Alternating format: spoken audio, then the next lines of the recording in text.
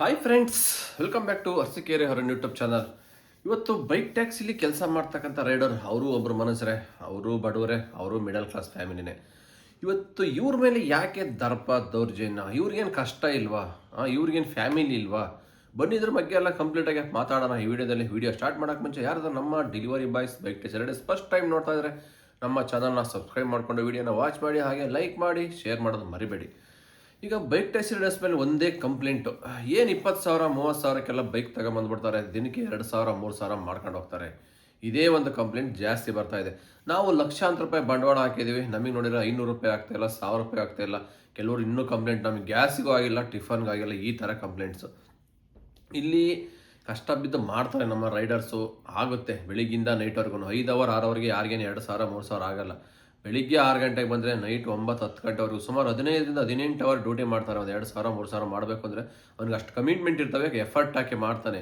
ಬಿಸಿಲು, ಚಳಿ, ಗಾಳಿ, ಮಳೆ ಏನನ್ನೂ ಲೆಕ್ಕಕ್ಕಿಡ್ದಲ್ಲಿ ಬಿಸಿಲಲ್ಲಿ ಒಣಗ್ಕೊಂಡು, ಮಳೆಯಲ್ಲಿ ನೆನ್ಕೊಂಡು, ಚಳಿಲಿ ನಡಿಕೊಂಡು, ಟೈಮ್ ಟು ಟೈಮಿಗೆ ಊಟ ಮಾಡ್ದೇ ಕೆಲಸ ಮಾಡ್ತಾನೆ.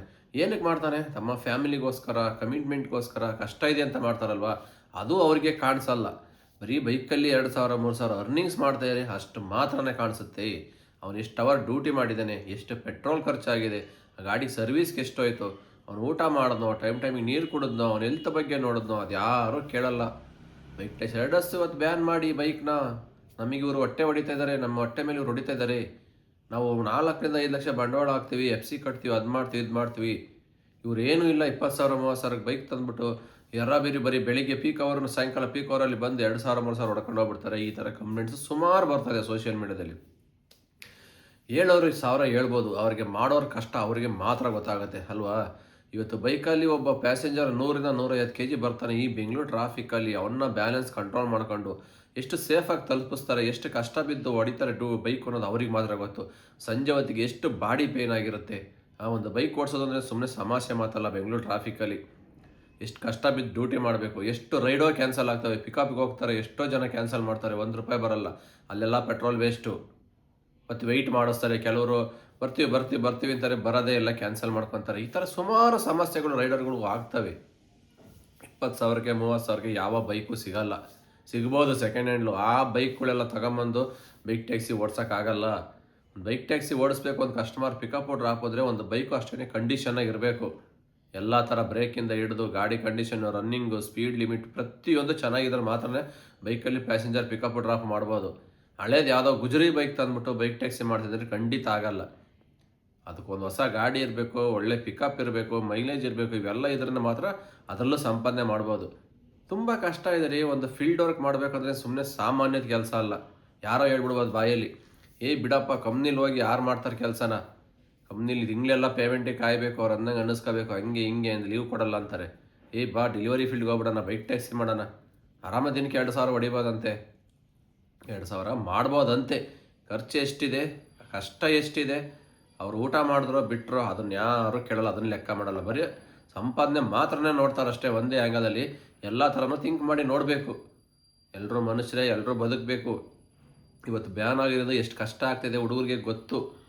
ಬಟ್ ನಮ್ಮ ರಾಜ್ಯ ಸರ್ಕಾರ ಯಾಕೆ ಇದನ್ನು ನೋಡ್ತಾ ಇಲ್ಲ, ಯಾಕೆ ಕಣ್ಣು ಮುಚ್ಕೊಂಡು ಕೂತಿದೆ, ಯಾಕೆ ಬೈಕ್ ಟ್ಯಾಕ್ಸಿ ವಿರೋಧವಾಗಿ ಮಾತಾಡ್ತಾ ಇದೆ, ನಮಗೆ ಬೇಡ ಅಂತ ಇದೆ. ಎಲ್ಲ ಸ್ಟೇಟಲ್ಲೂ ಕೊಟ್ಟರಲ್ವಾ.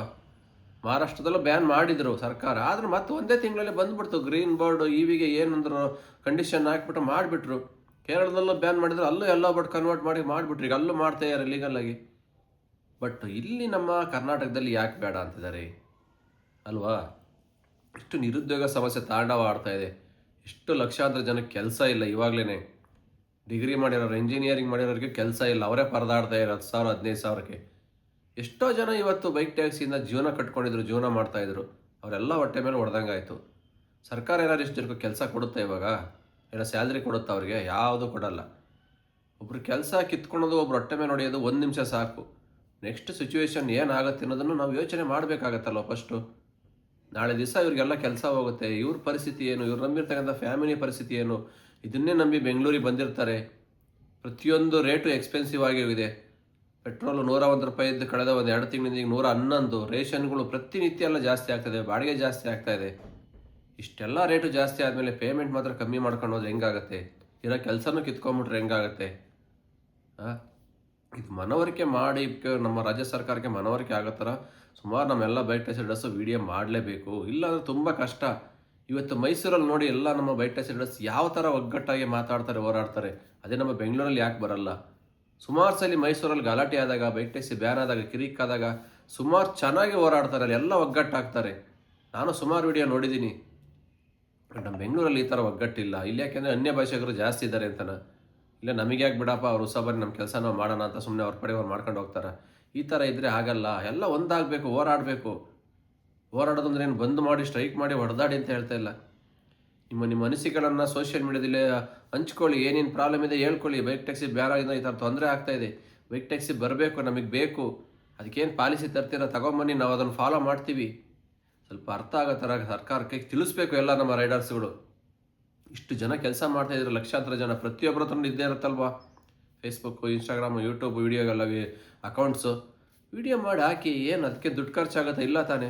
ನಿಮ್ಮ ಕಷ್ಟಗಳನ್ನ ಹೇಳ್ಕೊಳಕ್ಕೆ ಏನಿದೆ ಪ್ರಾಬ್ಲಮ್ಮು? ಹೇಳ್ಕೊಂಡ್ರೆ 4 ಜನ ಗೊತ್ತಾಗೋದು. ಸುಮ್ಮನೆ ಮನಸ್ಸಲ್ಲೇ ಇಟ್ಕೊಂಡ್ರೆ ಯಾರಿಗೇನು ಗೊತ್ತಾಗಲ್ಲ. ಬಿಡಪ್ಪ, ಅವ್ರಿಗೇನು ಬೈಕ್ ಟ್ಯಾಕ್ಸಿ ಬ್ಯಾನ್ ಮಾಡಿದ್ರೆ ಇನ್ನೊಂದು ಆ್ಯಪ್ ಇದೆ, ಯಾವುದೆಲ್ಲ ಮಾಡ್ಕೊತಾರೆ, ಫುಡ್ ಡೆಲಿವರಿ ಮಾಡ್ತಾರೆ, ಅದು ಇದು ಮಾಡ್ತಾರೆ ಅಂತ ಹಿಂಗೆ ಹೇಳ್ತಾರೆ, ಕತೆ ಹೇಳ್ತಾರೆ.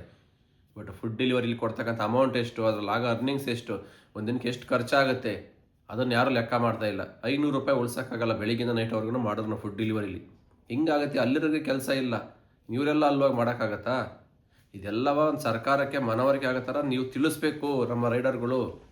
ಇಲ್ಲಾಂದರೆ ಬೈಕ್ ಟ್ಯಾಕ್ಸಿ ಬರೋದೇ ಡೌಟ್ ಆಗ್ಬಿಡುತ್ತೆ. ಮುಂದಿನ ದಿನ ಏನು ಮಾಡ್ತೀರ? ಆಮೇಲೆ ಎಲ್ಲ ಗಂಟು ಮುಟ್ಟೆ ಕಟ್ಕೊಂಡು ಊರಿಗೆ ಹೋಗ್ಬೇಕಾಗತ್ತೆ. ಹಾಗಾಗಿ ಆದಷ್ಟು ಬೇಗನ ಎಲ್ಲರೂ ಒಂದೊಂದು ವೀಡಿಯೋ ಮಾಡಿ ಹಾಕಿ, ನಿಮ್ಮ ಕಷ್ಟಗಳನ್ನ ತೋಡ್ಕೊಳ್ಳಿ, ಒಂದು ಗ್ರೂಪ್ ಶೇರ್ ಮಾಡ್ಕೊಳ್ಳಿ. ಈ ಥರ ನಮಗೆ ಪ್ರಾಬ್ಲಮ್ ಆಗ್ತಾಯಿದೆ, ಬೈಕ್ ಟ್ಯಾಕ್ಸಿ ಬ್ಯಾನ್ ಆಗಿರೋದವ, ನಾವು ಬಡವರೇನೆ, ಇದರಲ್ಲೇ ಜೀವನ ಮಾಡಬೇಕು, ಪ್ರತಿನಿತ್ಯ ನಮ್ಮ ಸಂಸಾರ ನಡಿಬೇಕು, ಮಕ್ಕಳು ಸ್ಕೂಲ್ ಫೀಸ್ ಕಟ್ಟಬೇಕು, ನಮ್ಮ ಅಪ್ಪ ಅಮ್ಮನ ನೋಡ್ಕೋಬೇಕು, ಹೆಲ್ತ್ ಇಶ್ಯೂ ಇದ್ದಾವೆ. ಒಂದೇ ಸರಿ ನೀವು ಏಕಾಏಕಿ ಬ್ಯಾನ್ ಮಾಡಿದರೆ ಸುಮಾರು ಕಮಿಟ್ಮೆಂಟ್ಗಳು, ಸಾಲಗಳು ಮಾಡ್ಕೊಂಡಿದ್ದೀವಿ, ಇಲ್ಲಿಂದ ತರಬೇಕು ತೀರ್ಸೋಕ್ಕೆ. ಎಲ್ಲ ಕಷ್ಟ ಎಲ್ಲರಿಗೂ ಇದಾವೆ, ಇಲ್ಲ ಅಂತ ಹೇಳ್ತಾಯಿಲ್ಲ. ಆದಷ್ಟು ಬೇಗ ನಮ್ಮ ರೈಡರ್ಸ್ಗಳು ಎಚ್ಚೆತ್ತುಕೊಳ್ಬೇಕು, ಎಲ್ಲ ಒಗ್ಗಟ್ಟಾಗಬೇಕು. ಇಲ್ಲಾಂದರೆ ಮುಂದಿನ ದಿನಗಳಲ್ಲಿ ಬೈಕ್ ಟ್ಯಾಕ್ಸಿ ಮತ್ತೆ ಹಿಂಗೆ ಏರಿಂಗ್ ಡೇಟ್ ಮುಂದಕ್ಕೆ ಹೋಗ್ತಾ ಈ ತಿಂಗಳಾಯಿತು, 6 ತಿಂಗಳು, ಮತ್ತೆ ವರ್ಷ ಹಿಂಗೆ ಮುಂದಕ್ಕೆ ಹೋಗುತ್ತೆ. ಆನಂತರ ಅಲ್ಲಿ ಗಂಟನ ಬೈಕ್ ಟ್ಯಾಕ್ಸಿ ಮಾಡಬಾರ್ದು ಅಂತವ ಬ್ಯಾನ್ ಮಾಡ್ತಾರೆ. ಏನೋ ಕದ್ದು ಮುಚ್ಚಿ ಮಾಡ್ಬೋದು ಅಲ್ಲಿ ಇಲ್ಲಿ 4 ಜನ, ಯಾವಾಗಲೂ ಕದ್ದು ಮುಚ್ಚಿನೇ ಕೆಲಸ ಮಾಡೋಕ್ಕಾಗಲ್ಲ. ಕಳ್ತನ ಎಷ್ಟು ದಿವಸ ಮಾಡ್ತೀರಾ? ಯಾರಾದ್ರೂ ಮಾಡೋರು ಕಳ್ಳರು ಒಂದಿನ ಮಾಡ್ತಾರೆ, 2 ದಿನ ಮಾಡ್ತಾರೆ. ಯಾವ ಥರ ಒಂದಿನ ಸಿಗಾಕೆ ಹೇಳಲೇಬೇಕಲ್ಲ ಕಳ್ಳ ಅನ್ನೋನು. ಹಂಗೇನೆ ಇದು ಅಷ್ಟೇ, ಕದ್ದು ಮುಚ್ಚಿ ಎಷ್ಟು ದಿವಸ ಇಲ್ಲಿಗಲ್ಲಲ್ಲಿ ಮಾಡೋಕ್ಕಾಗತ್ತೆ ಹೇಳಿ? ಲೀಗಲ್ಲಾಗೆ ನಾವು ಎಲ್ಲರ ಥರ ರಾಜಾರೋಷವಾಗಿ ಮಾಡಬೇಕಂದ್ರೆ ಬೈಕ್ ಟ್ಯಾಕ್ಸ್ಗೆ ಪರ್ಮಿಷನ್ ಬರಬೇಕು. ಅದು ಬರಬೇಕಂದ್ರೆ ನೀವುಗಳು ಎಚ್ಚೆತ್ಕೊಂಡು ಹೋರಾಡಬೇಕು, ನಿಮ್ಮ ಕಷ್ಟಗಳನ್ನ ಹೇಳ್ಕೋಬೇಕು. ಸುಮ್ಮನೆ ಇದ್ದರೆ ಯಾವುದೂ ಆಗಲ್ಲ. ಹಾಗಾಗಿ ಎಲ್ಲರೂ ಒಗ್ಗಟ್ಟಾಗಬೇಕು. ಇವತ್ತು ಎಲ್ಲ ಒಂದು ಆಟೋ ಸಂಘಟನೆಗಳು ಬೈಕ್ ಟ್ಯಾಕ್ಸಿಯಿಂದ ನಮಗೆ ಎಷ್ಟು ಪ್ರಾಬ್ಲಮ್ ಆಗ್ತಿದೆ ಅಂತ ಒಗ್ಗಟ್ಟಾಗಿ ಏನೊಂದು ಸಾರಿಗೆ ಸಚಿವಕ್ಕೆ ಅರ್ಜಿ ಹಾಕಿದ್ರು, RTOದವರಿಗೆ ಇನ್ಫಾರ್ಮ್ ಮಾಡಿದ್ರು, ಬ್ಯಾನ್ ಮಾಡಿಸಿದ್ರು. ನೀವು ನಮಗೆ ಈ ಥರ ಕಷ್ಟ ಆಗ್ತಿದೆ ಬ್ಯಾನ್ ಆಗಿಂದ, ನಮಗೂ ಈ ಥರ ಏಕಾಏಕಿ ಬ್ಯಾನ್ ಮಾಡಿದ್ದಾರೆ, ನಮಗೆ ಕೆಲಸ ಇಲ್ಲ ಬೇರೆ, ನಾವೇನು ಮಾಡಬೇಕು? ನಿಮ್ಮ ಕಷ್ಟಗಳು ನೀವು ಹೇಳ್ಕೊಳ್ಳಿ. ಇಲ್ಲಿ ಎಲ್ಲರೂ ಮಾತಾಡ್ತಕ್ಕಂಥ ಹಕ್ಕಿದೆ. ಇದು ಪ್ರಜಾಪ್ರಭುತ್ವ ದೇಶ, ಪ್ರತಿಯೊಬ್ಬರಿಗೂ ಸ್ವತಂತ್ರ ಇದೆ, ಕೇಳ್ತಕ್ಕಂಥ ರೈಟ್ಸ್ ಇದೆ ಯಾರಿಗಾದ್ರೂ ಅಲ್ವಾ? ನಮಗೆ ಕಷ್ಟ ಇದೆ ಅಂತ ಕೇಳಲೇಬೇಕು. ಓಟ್ ಹಾಕ್ತೀವಿ, ಎಲ್ಲ ಥರ ಮಾಡ್ತೀವಿ, ಎಲ್ಲ ಥರ ಸ್ವತಂತ್ರ ಇದೆ ನಮಗೆ. ಹಂಗಿದ್ಮೇಲೆ ಇವತ್ತು ನಿಮ್ಮ ಕೆಲಸ ಇಲ್ಲ ಅಂದಮೇಲೆ ಏನು ಮಾಡಬೇಕಾಗತ್ತೆ? ಮಾತಾಡಲೇಬೇಕು, ಧ್ವನಿ ಎತ್ತಿ. ಇಲ್ಲ ಅಂದರೆ ಸುಮ್ಮನೆ ಇದ್ದರೆ ಭಾರಿ ಕಷ್ಟ ಜೀವನ ಮಾಡೋದು. ಇದೇ ಥರ ಆದರೆ ತುಳಿತಾನೇ ಇರ್ತಾರೆ ಇನ್ನೂ ನಿಮ್ಮ ಕೆಳಗಡೆ. ಫೈನಲ್ಲಾಗಿ at the end of the day bike taxi ಅನ್ನೋದಿತ್ತು ಬೆಂಗಳೂರಲ್ಲಿನದೇ ಮರ್ತೋಗ್ಬಿಡ್ಬೇಕಾಗತ್ತೆ ನೀವು. ಅದಂತೂ ಜ್ಞಾಪಕದಲ್ಲಿ ಇಟ್ಕೊಳ್ಳಿ. ಏನೋ ನಮಗೆ ಅನಿಸಿದ್ದು ನಾವು ಹೇಳಿದ್ದೀವಿ.